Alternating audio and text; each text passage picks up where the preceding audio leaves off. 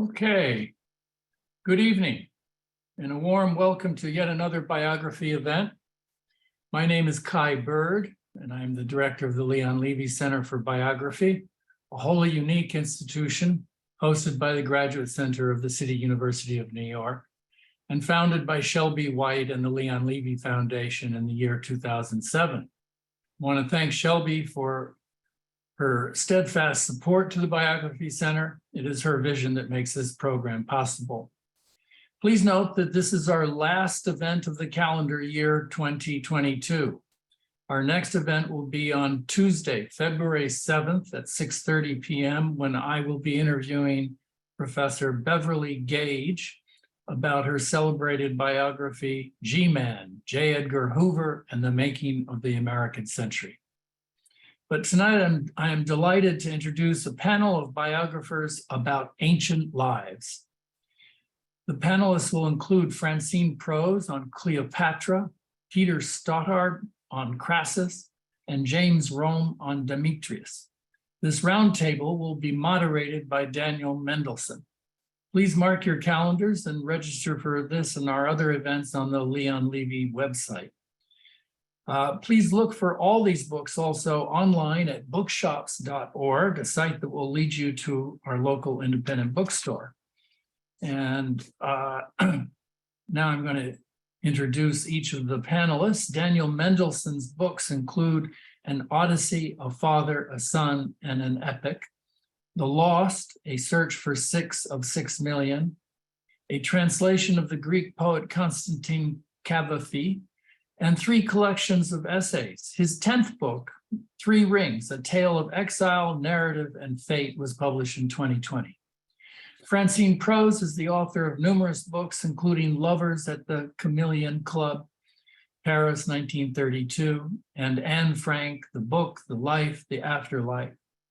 A distinguished writer in residence at Bard College, she lives in New York City.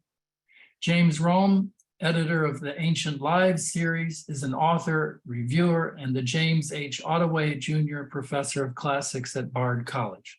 His reviews and essays appear regularly in the Wall Street Journal and the New York Review of Books. I should also mention that James was himself a Leon Levy Fellow some years ago. Peter Stothard is an author, journalist, and critic. He is a former editor of the Times of London and of the Times Literary Supplement. His latest book is The Last Assassin, The Hunt for the Killers of Julius Caesar. And Peter, I know, is joining us from England via Zoom. These biographers of the ancients will be in conversation for about 45 minutes, and then we'll take questions from our virtual audience. Please click on the Q&A box, not the chat box, but the Q&A box at the bottom of your screens to type in your questions. And Daniel Mendelsohn will be monitoring the Q&A box, and he will try to get to as many questions as he can. Again, thanks to the Leon Levy Foundation for funding this and all our other events. On that note, I now turn the evening over to Daniel Mendelsohn. Thank you. Thank you, Kai, and good evening, Jamie, Peter, and Francine, and everyone in the audience. I'm very pleased to be moderating this conversation this evening with 2 close friends, and Peter as well, whom I've known professionally over the years, on a subject that is of great interest to me, and I know is of great interest to you. I thought I would work the evening by first asking Jamie some general questions about the whole question of writing a biography of an ancient person. You know, ancient lives is a vexed undertaking to some extent, I would think. There are notorious problems of sources, depending on the ancient sources, the myths that have accrued around these people. And Francine, I think no one is more mythic than your subject. And then I want to, in turn, focus for a few minutes with each of you on your subject before going to more general concerns that we can open out into a more general conversation. So Jamie, I just wanted to talk about the series as a whole, if you will, and what you see as the aim and the purpose of these books, the Yale Ancient Lives. What are some of the challenges that one is confronted with, and particularly what you're thinking is about what the subjects ought to be and who the writers ought to be. So why don't we start there? Okay, well, that's a lot of territory, but good evening, everyone, and thank you, Kai and the Levy Center for hosting this event. The series is not your typical exploration of ancient biography, because we haven't gone right for the usual names, Julius Caesar, Alexander the Great, Pericles. I mean, there's a lot of people about whom we know reams about what they did, but their personalities are very hard to access. So we've tried to find the people who we can access a personality, an interior life, a character, even if they're not your typical subjects. Demetrius and Crassus, for example, are, hardly in the limelight of ancient history. But they're people who we really can get to know. Cleopatra, Francine's subject, presents other issues which she can address. But the goal is really to view a whole person and not just a set of actions. That is, it's biography, not history. I think that's an important distinction. Right.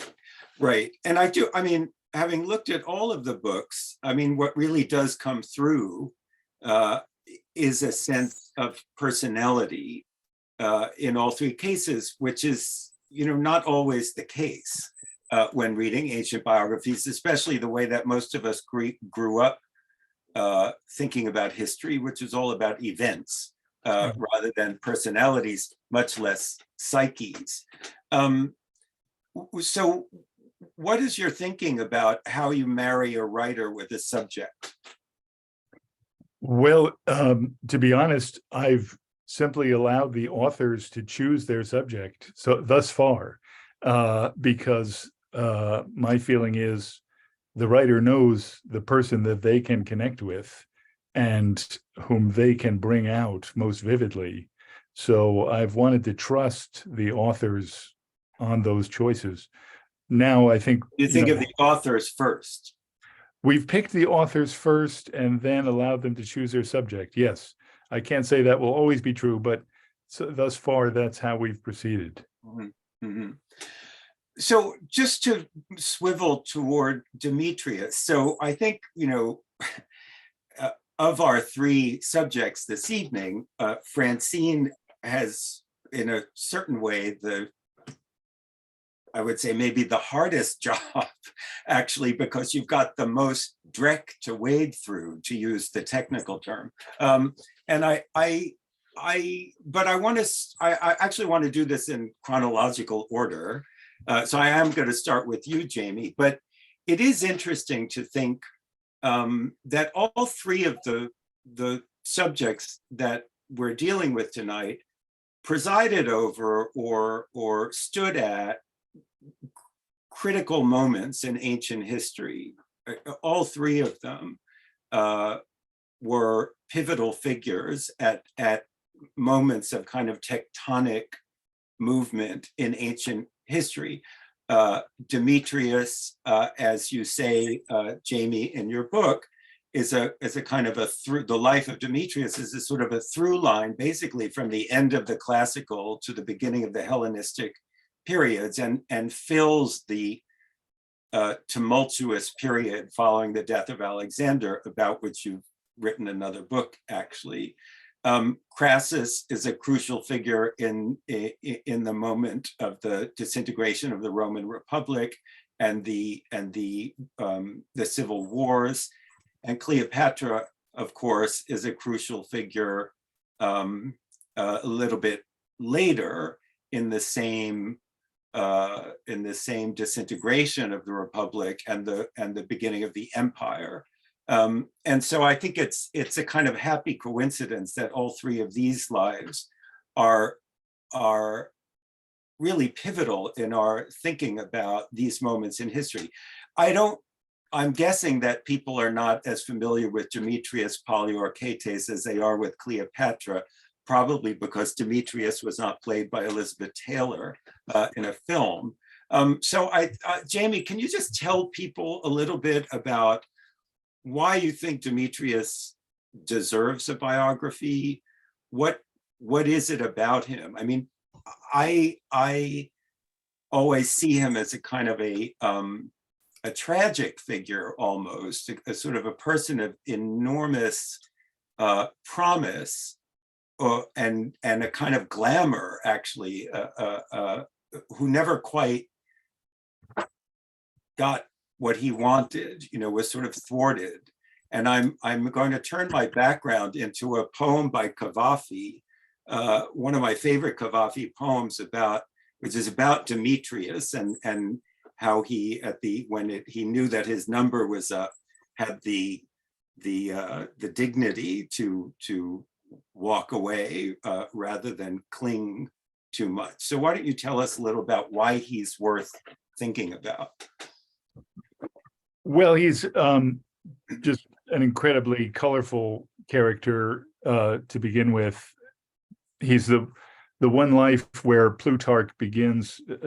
Plutarch has biographied him along with dozens of other people, but uniquely he starts off his biography of Demetrius saying, "These are the qualities that you should avoid." In other words, he's a negative exemplar where all the others are positive. So he was a bit of a bad boy in character terms. He lived a scandalous life and capitalized on his scandals in the same way we see some politicians doing today. His misbehaviors were almost touted as virtues. He lived in the generation after Alexander the Great, and he tried to emulate some of the qualities of Alexander, the youthfulness, the vigor, the sexual prowess, all the things that made Alexander a pioneering figure for his time. But as you say, fell tragically short and ended up a failure after 40 years of trying. Unlike Alexander, who as you know better than anybody, has a career marked by mostly spectacular successes. There's also, I mentioned the word glamour in association with Demetrius before, because he is, he's famous for his good looks, his sexual escapades. There's that famous story about his father joking with him about his, the traffic of courtesans in and out of his room. And he does have, there's a great deal which you talk about the sort of theatricality of his self-presentation. He was known for these incredible outfits that he would wear. So there's a sense, I guess I would ask you about this, that I wonder if there's a kind of sense of postness about him. He's got the problem of Alexander lurking in the background. And why does he fail? And maybe, I put the cart before the horse. Why Poliorcetes? I mean, why does that become his epithet? And if he was such a great besieger, why is he ultimately tragic? Yes, so the epithet Poliorcetes translates to besieger, or in my title, it's rendered as sacker of cities. There's a joke that went around in his day that he was called the besieger because he could besiege but never take the cities he besieged. He conducted a siege of Rhodes that went on literally for a year, consumed immense amount of resources and material, and still failed to take the city, and left behind enough metal and spare parts from the siege machines that were then used to create the Colossus of Rhodes, one of the seven wonders of the world. So he was a figure of huge ambition, but in the end, not enough talent to bring off his plans. Unlike Alexander, who was a true military genius, Demetrius was always, making the one mistake or failing to do the one thing that might have ensured victory. I mean, if you could sum up what was his aim? I mean, what was he trying to? We know what Alexander was trying to do. I mean, he had a big idea, but what was Demetrius actually? What was his ambition finally? Well, really to reunite and rule the empire of Alexander, which had already started to fragment as soon as Alexander died, and different dynasts had claimed different corners of it. There were 4 or 5 at any one time who were struggling for supremacy. And Demetrius and his father had the best chance of anyone at reuniting the whole and ruling it as one empire. And I think that was their goal for really his entire life.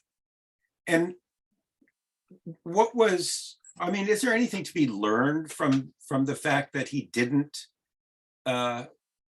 succeed? I mean, this is a time in which there were incredible power gambles taking place all over the place. And what do we learn at the end of the day from that period? Well, I mean, it's a story about fragmentation and the loss of a unified center. He and his father were the center, and yet the center could not hold. So in that sense, I think it's a very modern tale in a world which is also lacking a center. Yeah. I mean, the sense of the power vacuum and the anxiety about who's going to follow. Speaking of power vacuums, I'm going to swivel to Peter now. So, Peter, you begin, and I'm told that my text is reversed. I'll work on that. Peter, you begin by saying that Crassus was Rome's first tycoon and also its most famous loser. So that's a great beginning because it certainly whets one's appetite for trying to figure out what exactly this fellow is about. So can you explain that and why Crassus is so important to know about? He was the first tycoon because the tycoon is someone who is more powerful than he seems to be. It's a phrase that came into English into American English really from Japan, when you guys first got to Japan. You looked around, you had a few gunboats, and you said, "Well, a letter from the president. Who do we give this letter to?" And they said, "Well, he wanted to give it to the emperor." But they said, well, no, the Japanese said, no point giving it to the emperor. He just speaks to God. Useless. And he said, well, give it to the shogun. And the shogun is in charge, but that just meant a general. So the Japanese got this word tycoon, which meant someone who, on the face of it, didn't seem to have a huge amount of power, but in fact had his finger in every possible pie.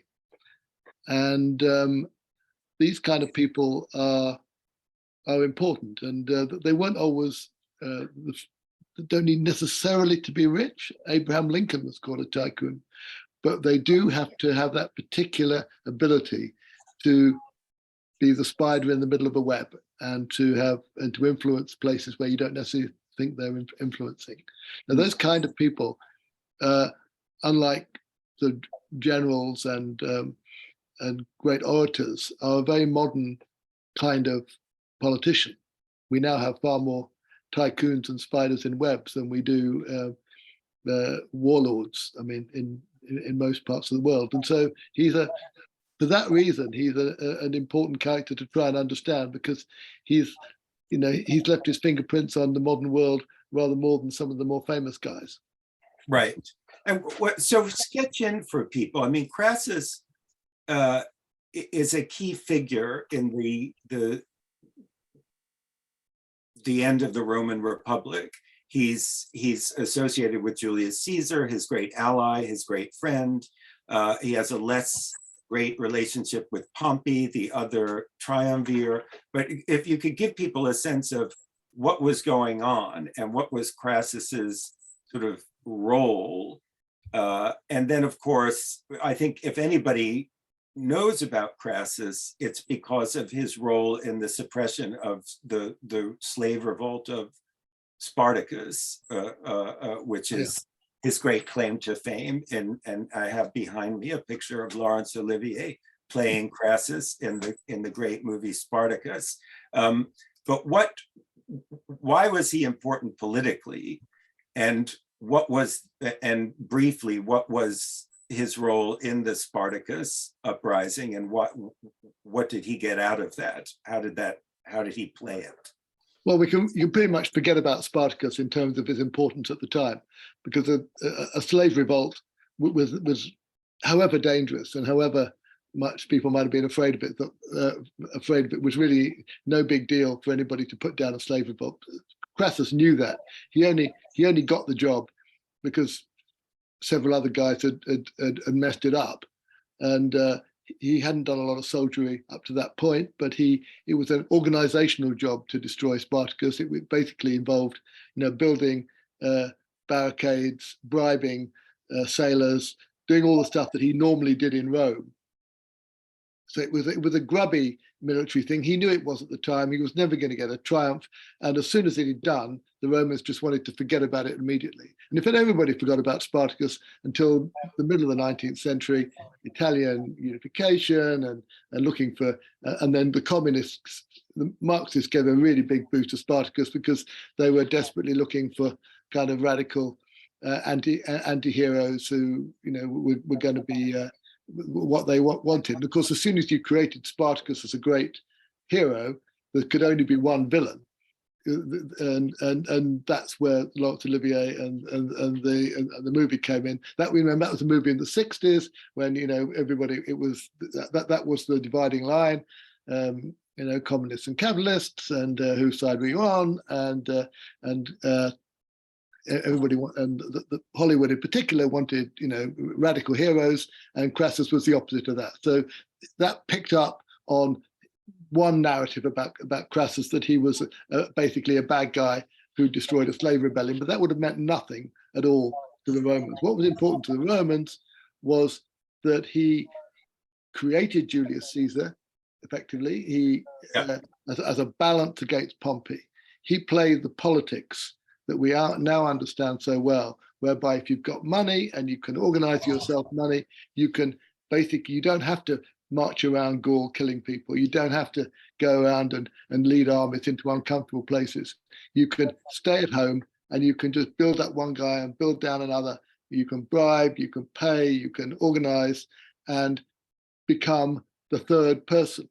And that was absolutely fine for Crassus until such time later in his career when he realized he wanted a bit more than that. He wanted to be a big soldier too. And that's when his catastrophe began. That's what the great catastrophe happened. So I have two questions. You write a lot, of course, in the book about money, and Crassus is proverbially rich. He enriched himself, as many people did, through his activities in the East. But he was very clever with money. And this is the famous thing about him. Game of Thrones, I might add, took a leaf from Crassus's book, because the death, there's a legend about the death after he loses in the war against the Parthian, and how they poured molten gold into his mouth, which they cribbed in a particularly gruesome moment in Game of Thrones. But talk a little bit about money. I don't think it's something that even ordinary readers who are interested in Roman history understand what it meant to be that rich and how you got that rich and the role that was played. And I think that is connected to another thought of mine, which is that, as I understand it, one of the reasons that a certain phase of the Civil War happens is because Crassus is gone, and he's unable to balance. He was a kind of a balance, a counterweight to Caesar and Pompey. But first talk about money, because I don't think it's something that people often think about. The hard. No. Hard. The magic of writing about the ancient world is that it's like walking along a tightrope. You look down on one side of the tightrope, and you see people pretty much exactly like us. They seem to be, having affairs, having relationships. They're eating, they're drinking, they're doing each other down, and they look and feel, and they're invading other countries. All the sort of things that it seems kind of familiar. Then you look down the other side of the tightrope, or the other side of the wall, and you see stuff which is completely alien, that you think that it might be like you, but the slavery, of course, in an extraordinary degree. But money is another big thing too. I mean, Crassus is described as being a banker, but he wasn't a banker in any sense of the way that you might think of as a modern banker, nor was anybody really for another 1600 years. They had no idea of the future. They had no idea of the kind of collateral that a state could have to borrow money. All the kind of basic levers of money were unknown to them. But of course, like in all finance, including today, you don't need to be able to see the far future to get very rich. You just have to be a little bit better than the next guy. Mm-hmm. And what is key about Crassus, in both in the way in which he raised his money, which wasn't in the East really. I mean, he raised his money. Pompey and others went out into the East and bought a lot of stuff back. Crassus really never left Rome. Crassus got it by buying and selling, buying cheap with a bit of political help in Rome, threatening to burn down people's houses, sort of insurance, you might call now insurance frauds, building up mining, all that. So he built it up at home. To that extent, he was a financier. He used money. He didn't just steal golden statues and bring them back. He actually knew how to use it. Now, he didn't use it like we would do now, but he knew more about using it than anybody else. And you've only got to be that bit better than everybody else to become extremely rich. And I think we know that now, whether you're making electric cars, or whether or the internet or the media or whatever, if you're a complete visionary, you don't make any money. What you need to do is just be a bit better. And Crassus is a classic example of someone who was a bit better. That makes him, I think, a very interesting character, because again, that's something that particular skill has something which is survived as important when quite a lot of other ancient skills no longer are. Mm-hmm. He does come across as a much more contemporary kind of a person in your biography than a lot of these characters do, precisely because, I mean, there are times he does come across like a New York landlord. I mean, there's a kind of an element which makes him seem very contemporary. If you could explain, before I go to Francine, if you could talk about Carrhae and Crassus's defeat and what that meant to the Romans and why it was such a big deal for them. It was an extraordinary deal for them after he'd lost. You said there were three: there were Pompey, Caesar, and Crassus. And Crassus had not had the least military experience, but because the three were equally powerful and did a deal, Crassus was basically allowed to go off and to invade Parthia. Caesar and Pompey didn't try and stop him. I probably would have done if they could, but they didn't. And so he set off there into a country that he knew absolutely nothing about. I mean, to that extent, and he was expecting to find a kind of cynical old king who he could do a deal with and look as though he'd won a big victory and come back, and he'd be he'd get all the glory of Caesar or Pompey without much of the work. When in fact he came across a a kind of a method of fighting and a type and an opponent who was completely unlike what he was expecting. To that extent, he was not, if you wanted to be crude about it, he's a bit like Putin in the Ukraine. He thought he knew what he was going into.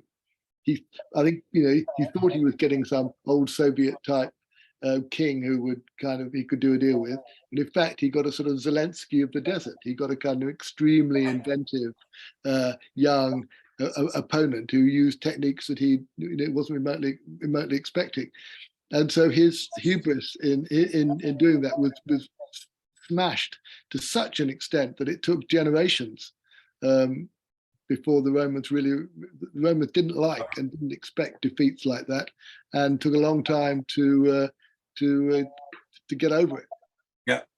Yeah. And there is, it's interesting, and here I'm going to move to Francine, but the way that a certain mythology has built up around Crassus, the death, the different stories of the death, the head, his severed head is brought to the king of the Parthians during a performance of Euripides' Bacchae. The mouth is filled with gold. He seems to represent something. But isn't that extraordinary that it's the Bacchae? Because the Romans, as far as we know, you know more than me, but the Bacchae never been performed in Rome. They're the most sophisticated of ancient tragedies.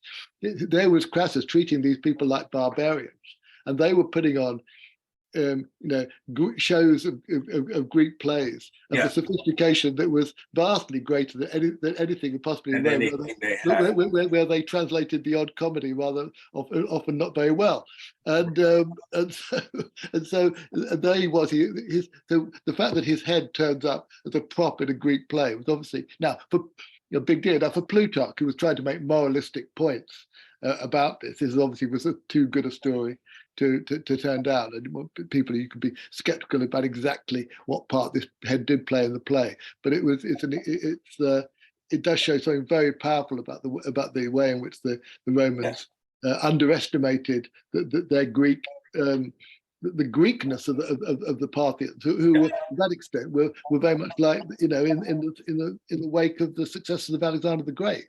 Yeah. All right, so talking of legends, Francine, I said at the beginning that I think you have the hardest job, and I think it's because the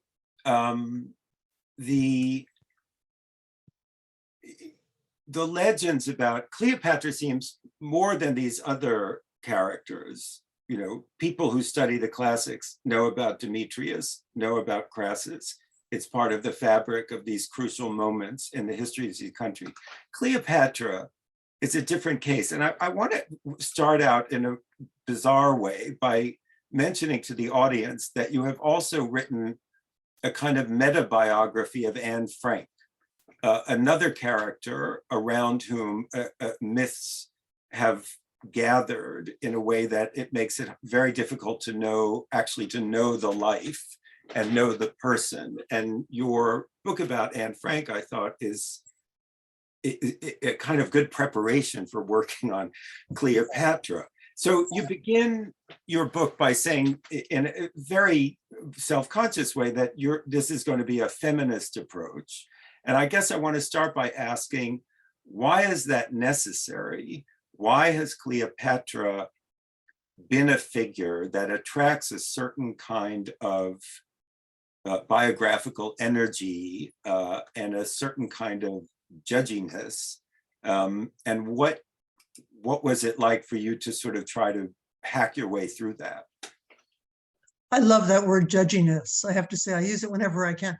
Well, really, I was looking at, because so little is known or can be proven about her life, in the same way with Anne Frank, who only lived such a short time, I was comparing what we could ascertain of the reality with the myths around it. And in a way, in both cases, what I found was that the reality was fascinating insofar it could be reconstructed. But the myths were also interesting because the myths told you something about the era in which the myths were created and about the people who created them, and about why certain myths were created about a historical figure. So I set out in the case of Cleopatra to look as far as I could, to find out as much as I could about what actually happened, what most likely happened, what we were told happened, and then the way in which those events or those realities or facts were interpreted by subsequent generations and writers and filmmakers and so forth. And what seemed clear to me was that in each case, she became a kind of mirror or template for a certain historical period or cultural moment. And it was just fun really to track. I mean, fun and a little depressing. Fun and a little depressing to track those iterations of who she was and what she did. Well, I mean, you start the book by analyzing a passage in Plutarch, and Plutarch is a kind of a thread that connects all three of you in a different way in Plutarch's lives. And I actually want to ask Jamie a little bit about Plutarch a little bit later. But you start with this great moment where you analyze a passage in Plutarch in which he describes how Cleopatra, who was fearful that Antony's wife Octavia was getting too much of his attention, faked a great passion for him in order to win him back. And you say, how could Plutarch know that Cleopatra was faking her passion for Mark Antony? And I think that it's such a great way to start, because I mean, you were talking about mirroring, but there's also a lot of projection. You know, she's a kind of screen on which almost exclusively, until very recently, male writers have projected their notions about what this Egyptian queen ought to have looked like. And you talk a lot about, you know, her Easternness and that being a factor, but why is she so available in this way? Well, I think partly because, I mean, the thing that she became famous for was that she had relationships with two powerful men. Now, in fact, she doesn't even get her own life in Plutarch. She shows up in the life of Julius Caesar, and then near the end of the life of Mark Antony. And of course, the cliche is that she hijacked the life of Antony, and it's true. I mean, she outlasts him in his own life. He dies, and then Plutarch keeps right on going with Cleopatra because her own death and so forth was so interesting. So I think that for all sorts of reasons, I mean, you know, you mentioned the idea of a revisionist feminist biography, and in the beginning, when I began to see that there was a kind of reaction to that, I thought, well, maybe we should have downplayed it a little bit. But now I've thought, well, I'm just going to own it, that's what it is. And I thought that the reason for it was because her actual achievements, I mean, insofar as we know what they were, which were enormous. I mean, she ran this very complicated, restive, multicultural country for 20 years. She was a city planner, multilingual, the first of her dynasty to speak Demotic Egyptian after hundreds of years, supposedly could concoct cosmetics. I mean, there's a huge list of things: military strategist, political strategist, diplomat. And then what we know about her, what's come down, was that she was involved with Julius Caesar and Mark Antony. So it seemed to me that her actual achievements, it's hard to figure out where your hands are. And so her actual achievements are there. And then what's come down is like there. So I was trying to sort of shift the balance a little bit to what she actually did and who is, again, insofar as we know, who she actually was. Well, I mean, to some extent, I guess this is the inevitable result of Rome triumphing. You're going to, you know, we get Cleopatra starting with Horace, you know, as early as Horace, we get Cleopatra through Roman eyes, typically. You know, that's the beginning of the tradition. It becomes very hard to get rid of. I want to talk a little about your method in this. So people in the audience who are familiar with late Hellenistic history and the Ptolemaic period will know about this, but other people might not. the late Ptolemies is one of the most sordid and confusing periods of any place in every time. And I have to say, I was very dazzled by your mastery of the Ptolemies, starting actually at the beginning, in the period that Jamie wrote about, but all the way through. And I was just wondering, what was it, once you took this on, the life of Cleopatra, and realized that there's this incredible context, which is extremely knotty to unravel. What was that like for you, and how did you tackle it as a non-classicist? I mean, Jamie is a classicist. Peter has a long history of twining classics with other kinds of writing. But what was it like for you to sort of be confronted with this unbelievable and kind of nasty, talk about Game of Thrones, very Game of Thrones atmosphere? Oh, it was insane. I mean, it involved endless numbers of Post-its and charts because if we remember that there were 15 pharaohs named Ptolemy, and they all had the same name over hundreds of years. And then there were most of the women had a choice of about 4 names or 5 names. So keeping it all straight was extraordinary. I was thinking when Peter was talking about looking over the other side of the tightrope and seeing a completely different set of psyches, I was thinking that one of the things that seemed to me to distinguish the Ptolemaic era from our own was the perfect, I mean, I guess in the Renaissance, for the Tudors it continued, but the perfect acceptability and advisability of murders within your own family. I mean, Cleopatra herself was responsible for the death of, we know, 2 and probably 4 siblings. Her father murdered her sister, and it just went on and on. And also the Ptolemies were kind of inventive about the way they chose to kill their family, chopping them up in little pieces and sending them to the ex-wife and so on and so on. So there was a lot there, but it was very, very difficult keeping it straight what happened, which Ptolemy killed another one so that they could take their place and so and so on. Was there anything you learned about her that surprised you? I just want to say, actually, I'm inspired by your comment about the way that her career, which is actually impressive. I mean, as you write, she managed to stay on the throne for 20 years, ran this country, kept the Romans at bay. And as soon as she died, they got what they wanted, which was Egypt, which was the breadbasket of the ancient world, like Ukraine in modern Europe, actually. But so talking about mythifications of Cleopatra and thinking about the movie that's behind me, even in that movie, the famous Cleopatra 1963 film, the movie is really about Mark Antony's sort of Oedipal relationship to Julius Caesar, not even about Cleopatra. It's all about the boys. But I mean, was there anything that surprised you in your research about her?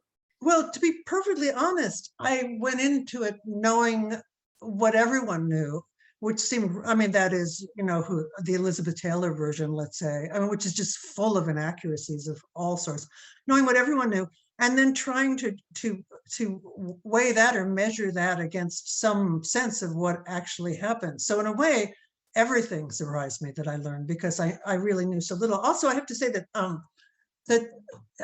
to be perfectly honest, my very first draft of the book was almost all about what a great writer Plutarch was, and I just had to say, well, wait a second, this is the life of Cleopatra, so let's dial that down a little bit and talk about her actual life. But it was I mean, I wrote this during lockdown, really, and having Plutarch as a companion was kind of heaven. Yeah. And it's actually, I see it's already 7:45. And I had some more questions, mostly about sources, which I was curious to ask all 3 of you. And if maybe before we get to the questions, I would like to actually just hear a short answer, if possible, from the 3 of you about how you dealt with sources. What are the pitfalls of using ancient sources? as a modern biographer, ancient biography is a very tricky genre and does not follow, what we think of as the rules of contemporary biography in obvious ways. Jamie, do you want to address that? You're muted. Sorry. Yeah, well, as you've already noted, Daniel, all three of us are working primarily from a Plutarchan life. And as Francine says, Plutarch is just a marvelous writer and an explorer of character. And that made our jobs much easier. But at the same time, Plutarch doesn't get everything right, and he indulges in some mythification of his own. And so one always has to, look at him askance. But fortunately, there's other sources. There's, in my case, there's numismatics and statuary and material remains that were very important. And some secondary writers like Athenaeus, a collector of sexy anecdotes about the courtesans that Demetrius was in love with. So that enabled me to spice things up a bit. Yeah. Peter, and I'm before I hear from the rest of you on sources, I'm going to reference one of the questions from the audience, and this is from a distinguished classicist, Judy Hallett. How do you weigh the relative value of our ancient sources on your subjects? Do you accord more significance to those who lived at the same time than to those from later periods of antiquity?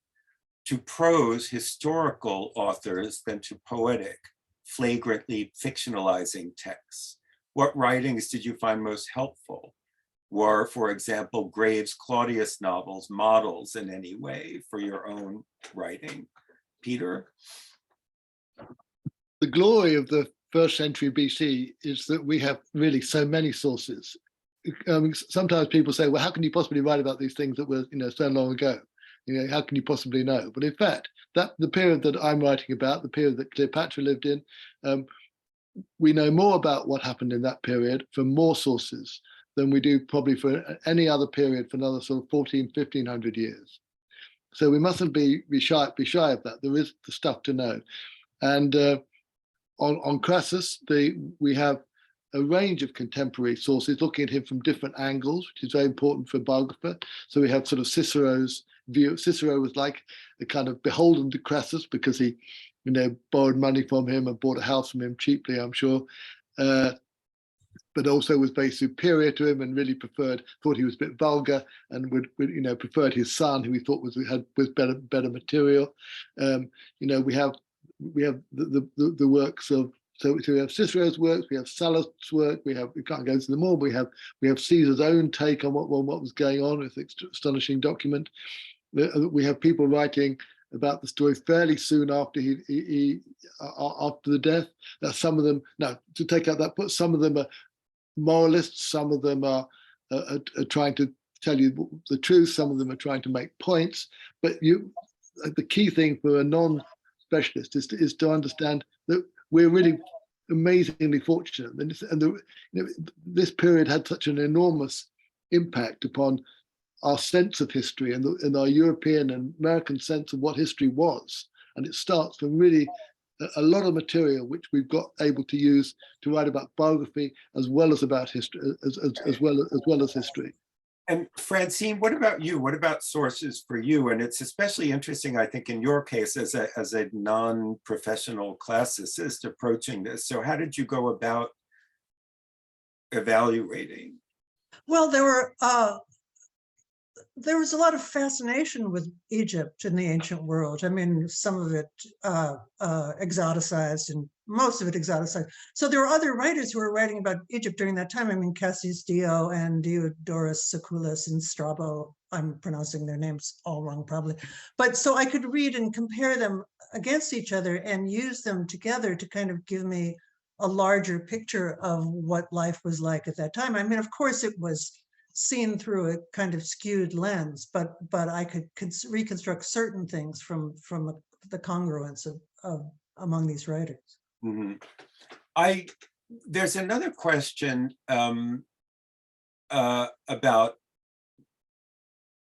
which I'm going to address to Jamie from Nell Painter, about the series in general, which is interesting. How does the Yale Press series define the ancient world? Is it all European?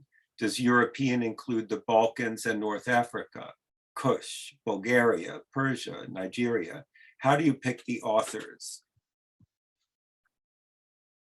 Well, it's most certainly not European, exclusively European.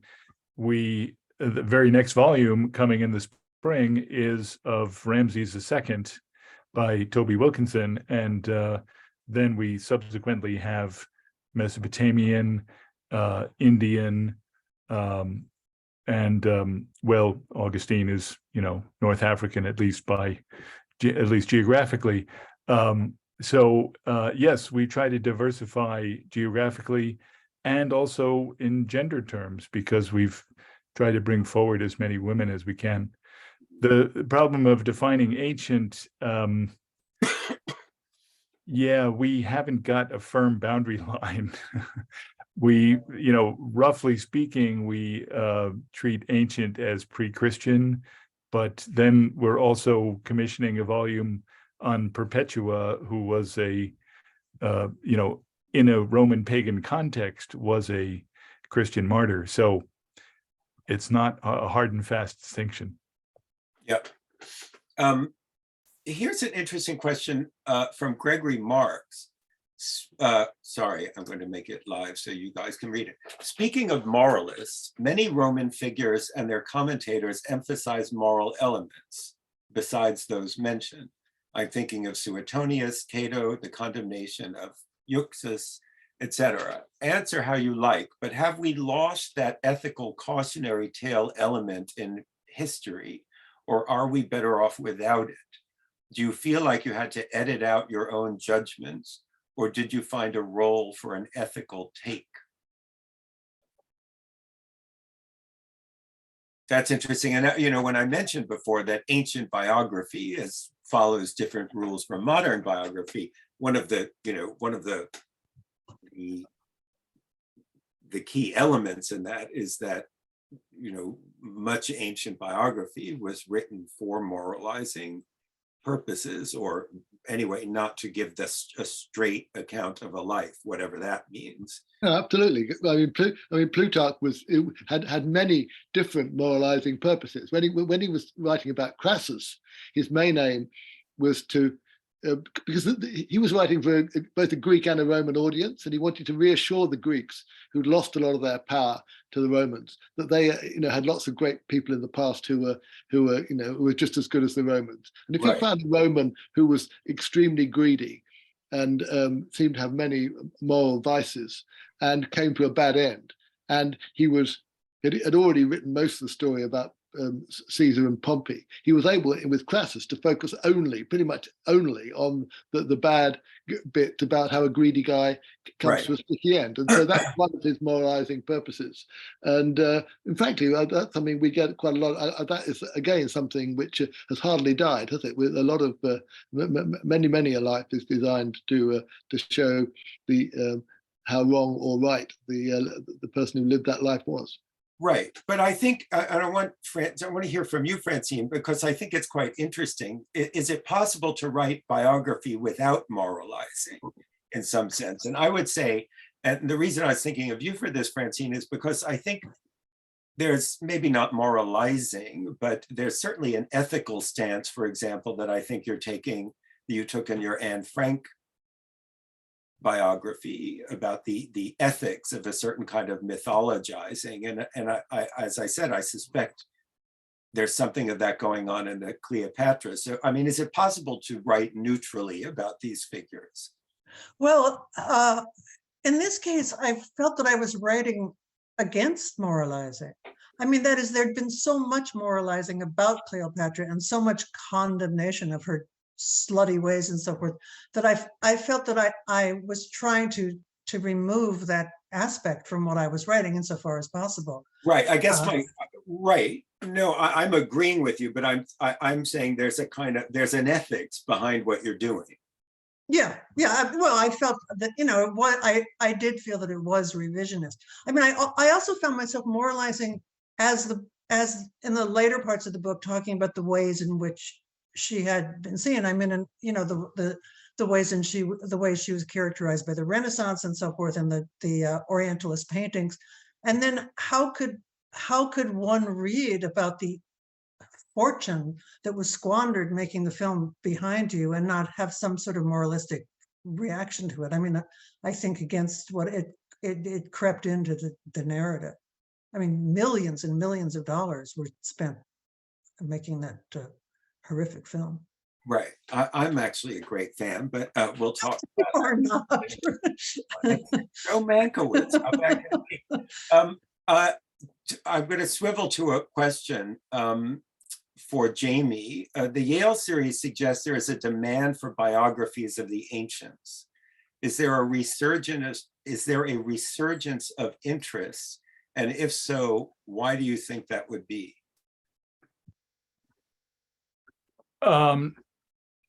Well, I hope there's a resurgence of interest.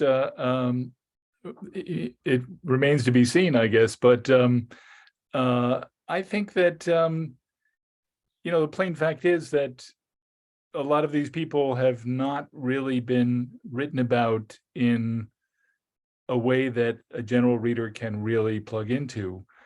We have lots of scholarly biographies of them, but not very many that address a popular audience.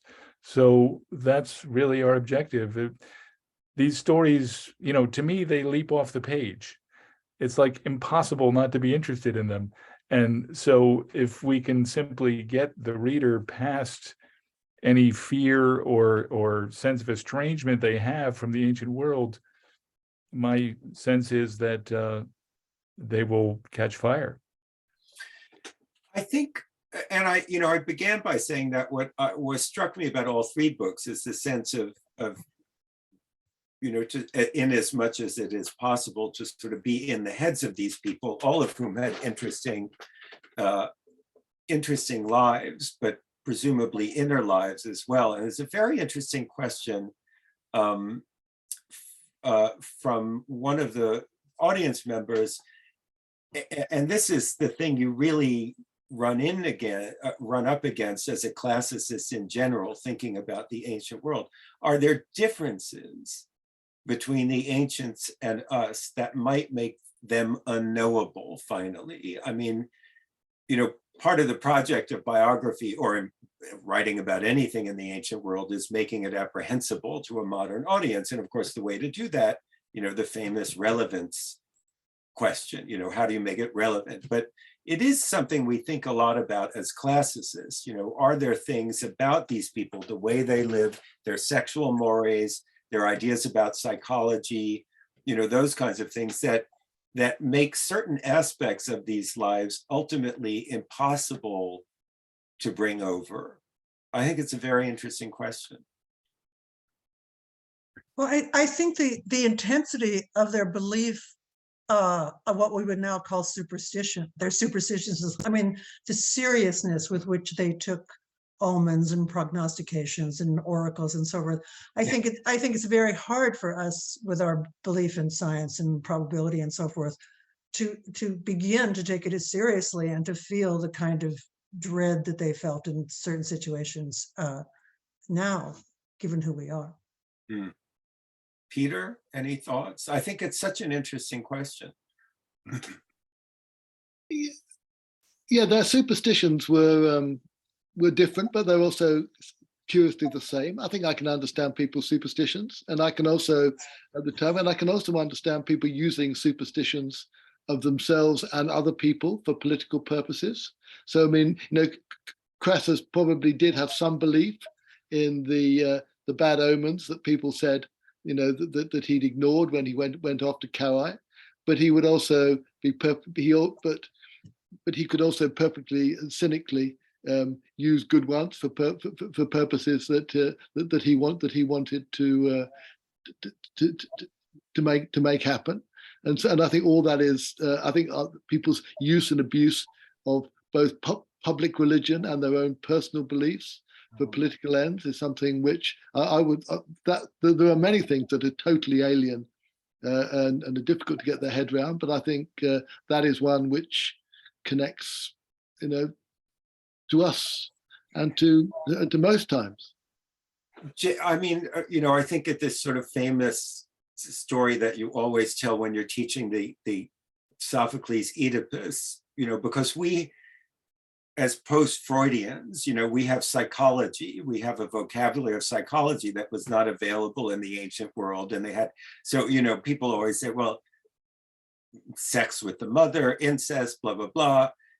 It's impossible not to Freudianize Sophocles. But meanwhile, in the ancient world, they thought if you had a dream that as a male, if you had a dream that you slept with your mother, it meant you were going to be rich. So I mean, that's what I think this question is getting at, a thought world that is so alien in many ways.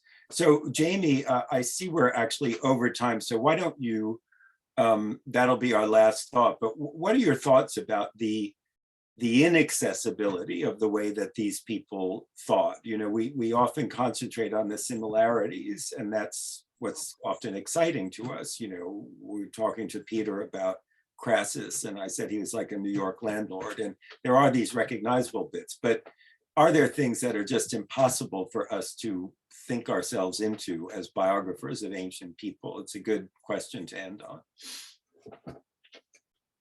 Well, yeah, there are some things, but we try to focus on the things we can know and hope that, the other things won't get too much in the way. If I could just pick up on Peter's tightrope analogy, to me, that is the fascination of the ancient world, is that we have familiar people and familiar emotions and situations, but set in a world that is unfamiliar. And it's that disjuncture that makes it so compelling. That it has that in common with science fiction, and many people are fans of both ancient history or medieval history and science fiction or fantasy, because it does this. It has the same disjuncture between familiar people and an unfamiliar landscape. Right. And that to me is a pleasant disjunction. Yeah. Well, it's a stimulating one. That's a good thought to end on. That's going to have to be the last question because we're actually gone over a bit.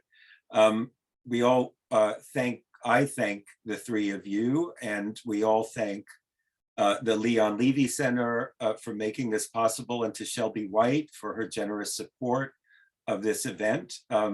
Thank you, Francine. Thank you, Peter. Thank you, Jamie. And thank you in the audience for participating in this interesting conversation. Have a great evening. Thank you, Daniel. Thank Yes, you. thank you, Thanks, Daniel. Daniel.